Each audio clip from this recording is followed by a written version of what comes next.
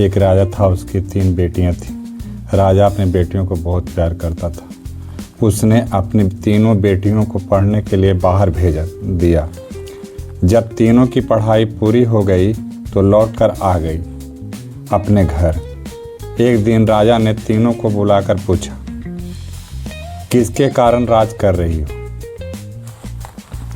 बेटी बड़की और मंझली ने कहा, आपके कारण राज कर रही हूँ। पिताजी, छोटी बेटी का उत्तर भिन्न था।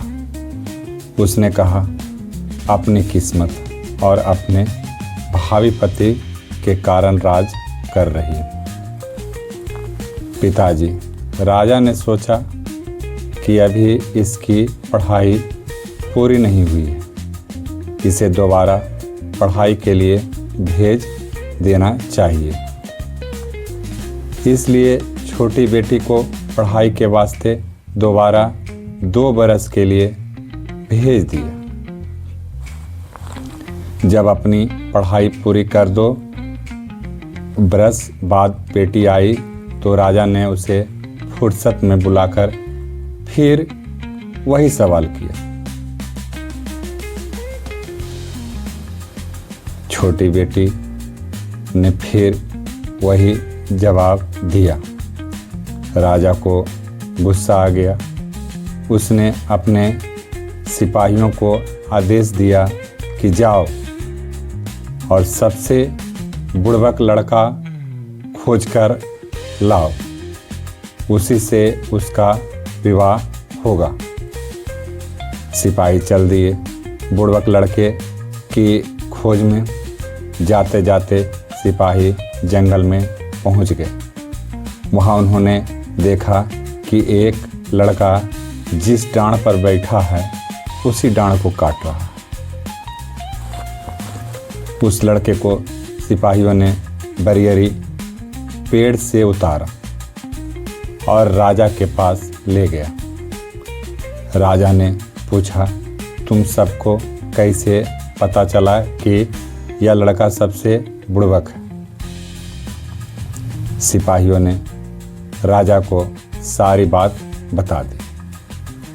अब राजा को भी समझ आ गया कि यह लड़का सबसे बुड़बक है। उसी लड़के से सबसे छोटी बेटी को शादी हो गई। राजा ने छोटी बेटी को उस लड़के के साथ विदा कर दी।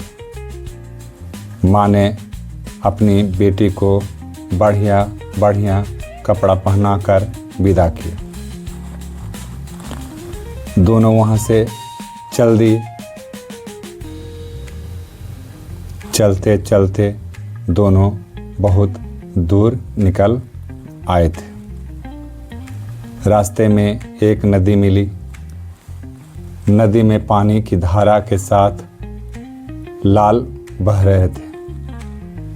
रानी ने लाल देखकर अपने पति को सावधान किया, लेना मत, नहीं तो खतरा बढ़ जाएगा। फिर उस बुड़बक लड़के को लालच आ गया और उसने एक लाल अपनी धोकड़ी में डाल दिया। नदी पार होकर जाते जाते दोनों दूसरे राज्य में पहुंच गए। रानी ने समझाते हुए कहा कि जाकर राजा से बोलिए कि हम आपके राज्य में बसना चाहते हैं। दूसरे दिन वह राजा के पास गया और अपनी बात बताई। राजा ने कहा, जहाँ तुम्हारी इच्छा करे जाओ और वह जगह देखकर बस जाओ। दोनों खुशी से रहने लगे। अब उन्हें रोजगार की तलाश थी। रानी ने पति से कहा, जाओ राजा के पास और बोलो, मुझे कोई काम चाहिए। उसने राजा के पास जाकर अपनी व्यथा सुनाई। राजा ने कहा, कोई काम तो नहीं है, पर यदि तुम दरवानी कर सकते हो तो ठीक है। उसने दरबान का काम शुरू कर दिया। देखते ही देखते समय बीतता चला गया। दिवाली का समय आ गया। सभी दरबारी लोग राजा के दरबार में जुआ खेलते थे। दरबान भी जुआ खेलने लगा। उसने लाल निकाल कर रख दिया और जुआ खेलने लगा। उसने बहुत सारे रुपए जीते और जाकर अपनी रानी को सौंप दिए। ऐसा करते करते वह 4-5 दिन में 12-15 हज़ार रुपये जीत लाए। जुआ जीतते देखकर दरबारियों ने राजा से चुगली की कि नए दरबान के पास एक लाल है। राजा ने उसे बुलाया और लाल उससे मांगकर अपनी बेटी को दे दिया। राजकुमारी ने लाल गांथ कर अपने गले में पहन लिया और पलंग पर लेट गई। राजकुमारी ने तोता मैना का जोड़ा पाल रखा था। राजकुमारी को लाल पहने देखकर मैना बोली, कितनी सुंदर लग रही है राजकुमारी।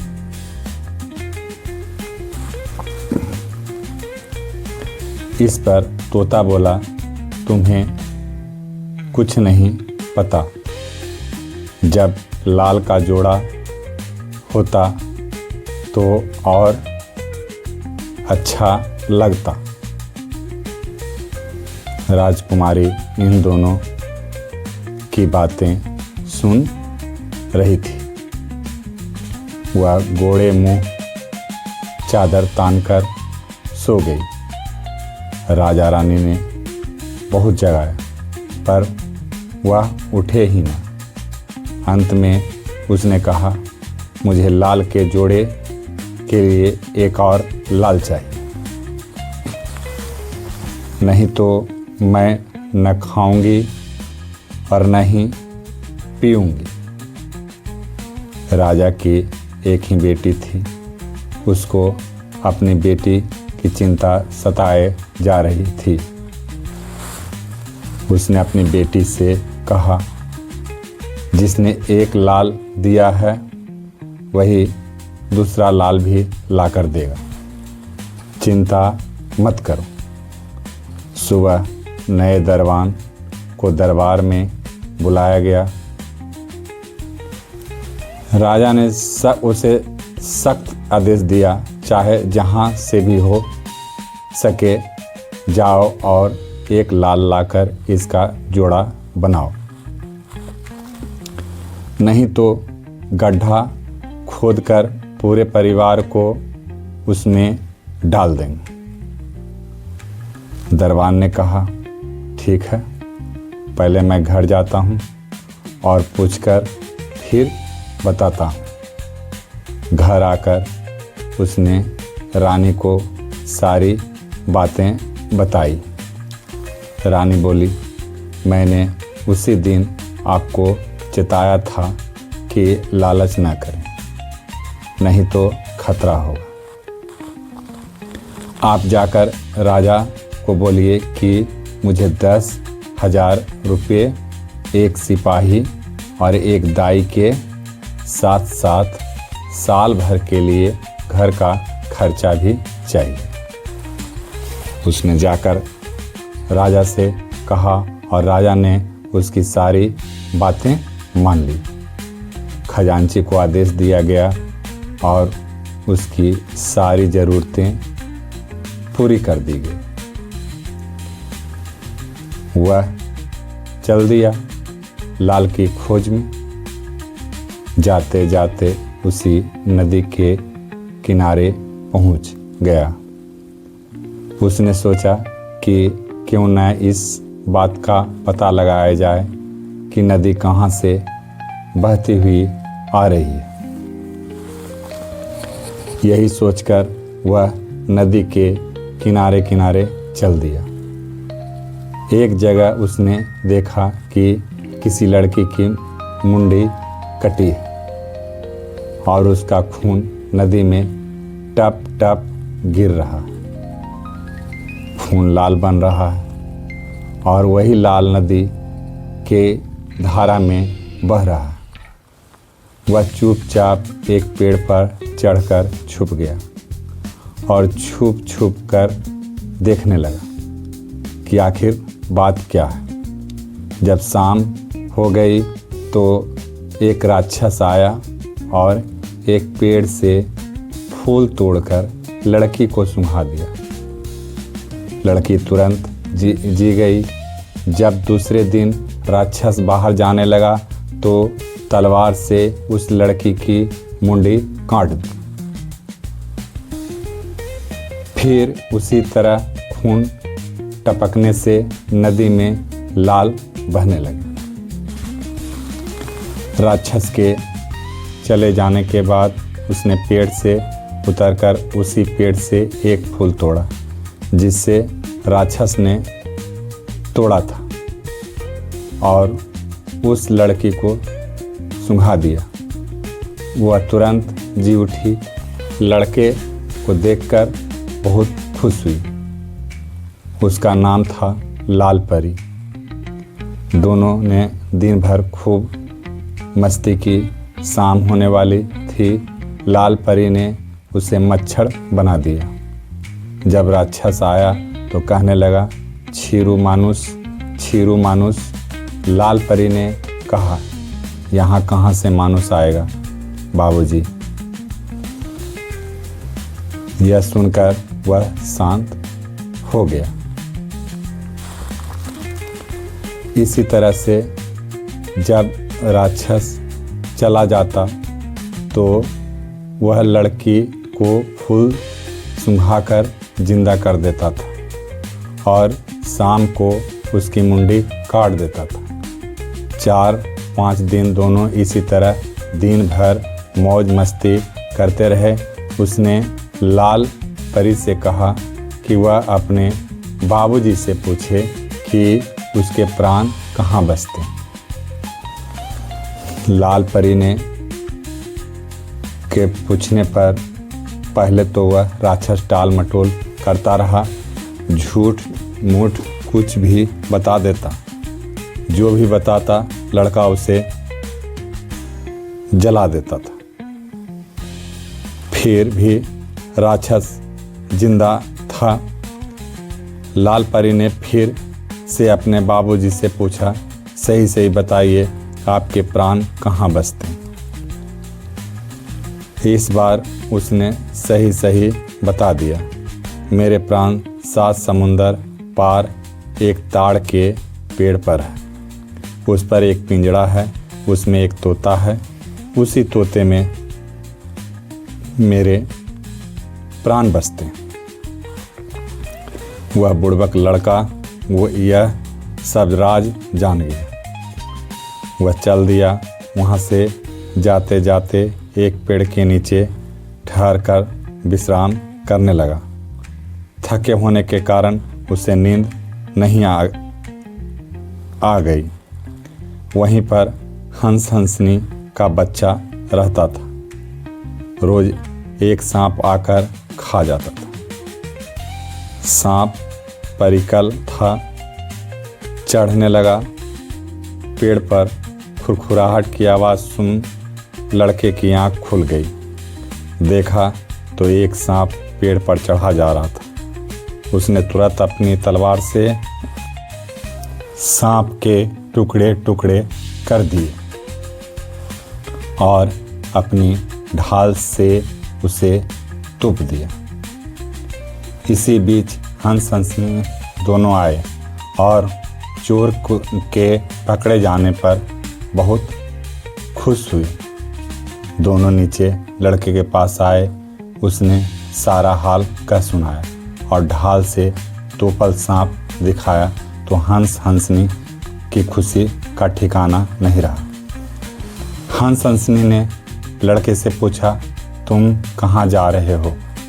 लड़के ने सारा हाल कह सुनाया कि 7 समुंदर पार एक ताड़ का पेड़ है, उस पर पिंजड़े में एक तोता है, उसी के पास जा रहा हूँ। यह सब सुनने के बाद हंस ने कहा कि तुम मेरी पीठ पर बैठ जाओ। लड़के के बैठते ही हंस उड़ गया और हंसनी डैना फैलाकर उसके ऊपर उड़ रही थी ताकि उसे धूप न लगे। तीनों उड़ते उड़ते उस ताड़ के पेड़ के पास पहुंच गए जहां पर तोता पिंजड़े में बंद था। वहां बहुत सारा बिढ़नी देखकर हंसनी ने लड़के को बचाते हुए आगे बढ़ने को कहा और लड़के ने तोता पकड़ लिया। राक्षस को भी मालूम हो गया। मालूम होते ही जहाँ था वहाँ से बिड़ान भाग चला आ रहा था।